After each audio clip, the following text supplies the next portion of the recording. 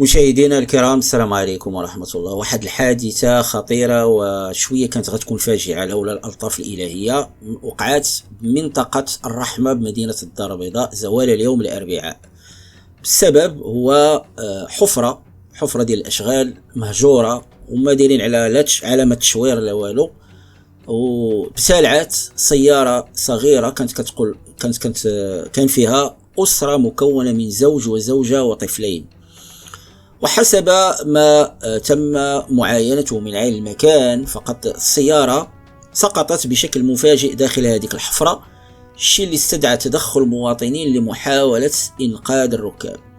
وأسفرت الحادثة عن إصابة الزوجة بجروح خطيرة استوجبت نقلها على وجه السرعة إلى المستشفى، بينما الحمد لله نجا الزوج والطفلان دون إصابات تذكر.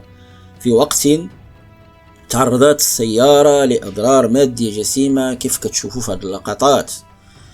شهود عيان أكدوا على أن الواقعة وقعت بالطريق ديال رقم 3003 حدا التيرمينيس ديال البصواي.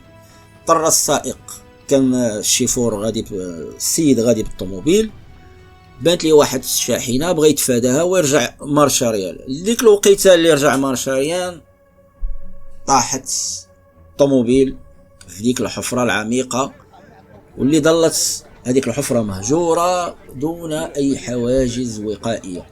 وكيف تشوف المقطع ولا كتشوفوا، فالحفرة شو تبارك الله شحال العمق ديالها، ما مغطينها، ما دايرين ليها لا تشوير لا علامة انتباه لا حتى شي حاجة، هكاك مخلينا واش بداو شي أشغال وخلاوهم، ولا حول ولا قوة إلا بالله.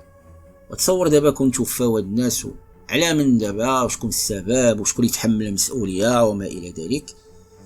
وللأسف الشديد كيعيد هذا الحادث المأساوي إلى الواجهة الخطر الداهم والدائم اللي كتمثله الحفر ديال الأشغال الغير مؤمنة بعدد من شوارع العاصمة الاقتصادية، يا حسرة عاصمة اقتصادية الدار البيضاء. للأسف فحال هادشي باتت فحال المصيادة ديال الموت، كتهدد سلامة السائقين والراجلين على حد سواء، حتى دوك اللي غاديين، وسط دعوات ملحة لتدخل عاجل من السلطات لتأمين هاد الأوراش المهجورة وحماية الأرواح.